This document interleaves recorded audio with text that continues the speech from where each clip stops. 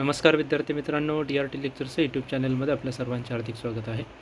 पाठीमागच्या लेक्चरला आपण महाराष्ट्र शासनाचा जो जलसंपदा विभाग आहे, या जलसंपदा विभागाच्या अंतर्गत जे एक महत्त्वाची भरती परीक्षा जवळपास 4497 पदांच्यासाठी जाहीर झालेली, जी जवळपास 14 विविध संवर्गातील ही जी भरती परीक्षा जाहीर झालेली आहे, त्या भरती परीक्षेच्या जाहिरातीच्या संदर्भात आपण महत्त्वाची माहिती बघितली. आजच्या लेक्चरला आपल्याला याच परीक्षेच्या संदर्भातील एक महत्त्वाची माहिती बघायची आहे, ते म्हणजे परीक्षेचं असणारं स्वरूप आणि त्या परीक्षेच्या स्वरूपानुसार जे वेगवेगळा विभाग आहे, त्या वेगवेगळ्या विभागांच्यासाठी असणारे गुण, प्रश्नसंख्या या संदर्भातील माहिती आपल्याला या ठिकाणी बघायची आहे.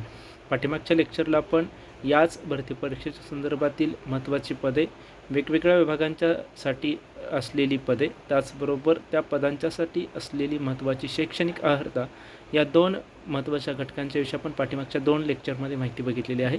आजच्या लेक्चरला आपल्याला या वेगवेगळ्या पदांच्यासाठी जी भरती परीक्षा आयोजित केली जाईल किंवा जी परीक्षा घेतली जाईल, त्या परीक्षेच्या प्रश्नपत्रिकेचं स्वरूप कशाप्रकारे असेल हे या ठिकाणी आपल्याला बघायचं आहे.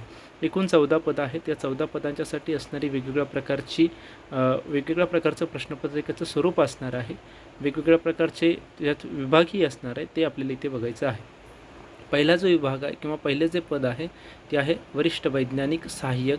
हे जे पद आहे या संवर्गातील या पदाच्यासाठी मराठी या विभागाशी संबंधित एकूण 15 प्रश्न 30 गुण असणार आहेत. इंग्रजी विभागाशी संबंधित 15 प्रश्न 30 गुण, सामान्य ज्ञान या विषयाशी संबंधित 15 प्रश्न 30 गुण, बौद्धिक क्षमता या विभागाशी संबंधित 15 प्रश्न 30 गुण, तांत्रिक प्रश्न 40 आणि यासाठी गुण 80 असणार आहेत. असे एकूण 100 प्रश्न असतील आणि यासाठी 200 गुण असतील. म्हणजे एक प्रश्न 2 गुणांच्यासाठी असेल. यासाठी तुम्हाला 120 मिनिटाचा कालावधी असेल. म्हणजे जर आपण बघितलं तर जवळपास 2 तासामध्ये तुम्हाला 100 प्रश्न सोडवायचे आहेत. म्हणजे 200 मार्काचा पेपर तुम्हाला 120 मिनिटामध्ये सोडवायचा आहे. म्हणजे सरासरी जर तुम्ही बघितलं तर जर तुम्ही सरासरी बघितलं तर प्रामुख्याने 1 मिनिटाला तुम्हाला एक प्रश्न तुमचं सोडवून होणं गरजेचं आहे. पुढचं पद आहे निम्न श्रेणी लघुलेखक. यासाठी मराठी, इंग्रजी, सामान्य ज्ञान, बौद्धिक चाचणी किंवा बौद्धिक क्षमता या संबंधित असणाऱ्या या 4 विभागांच्यासाठी प्रत्येकी 15 प्रश्न आणि एका प्रश्नाला 2 गुण असे प्रत्येक विभागासाठी 30 गुण असणार आहेत.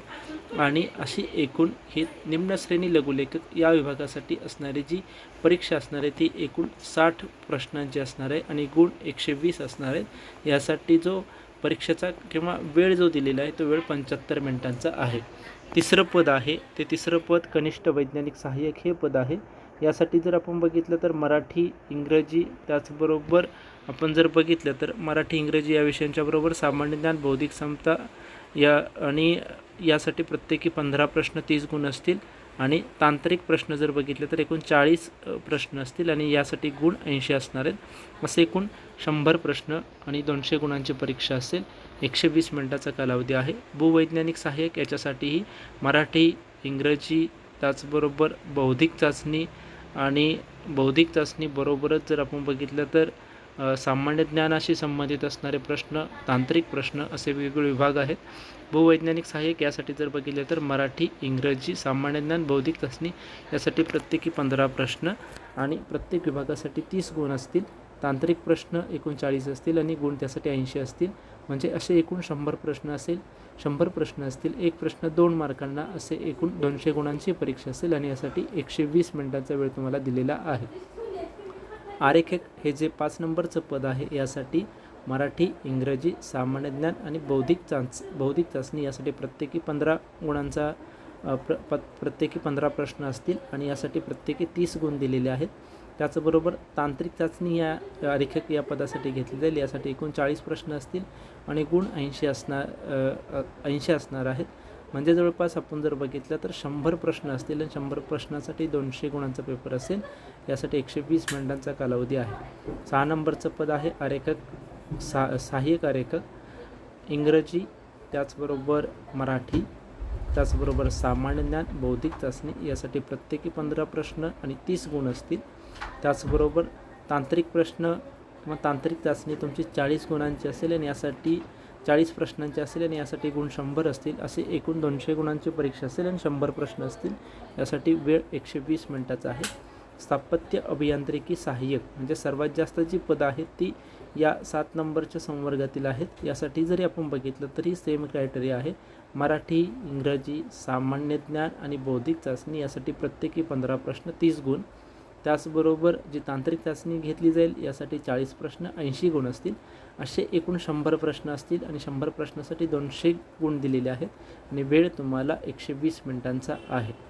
प्रयोगशाळा सहाय्यक 8 नंबरचं पद आहे. यासाठीही मराठी, इंग्रजी, सामान्य ज्ञान, बौद्धिक चाचणी यासाठी प्रत्येकी 15 प्रश्न 30 गुण आहेत.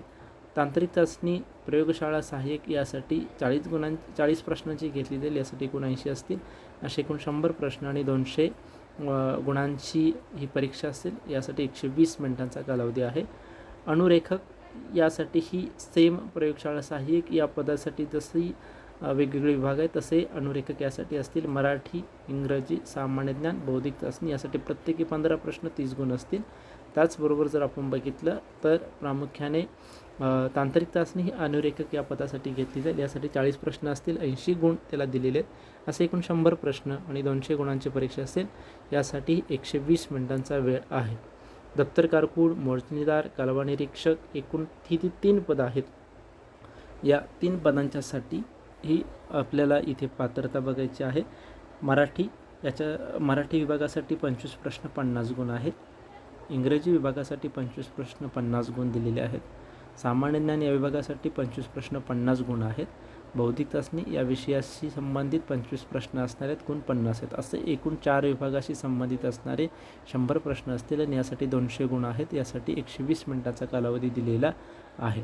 सहाय्यक भंडारपाल हे जर पद बघितलं तर यासाठीही मराठी, इंग्रजी, सामान्य ज्ञान, बौद्धिक चाचणी यासाठी प्रत्येकी 25 प्रश्न 50 गुण असतील.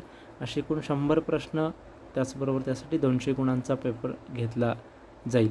यासाठी 120 मिनिटं तुम्हाला दिली जातील.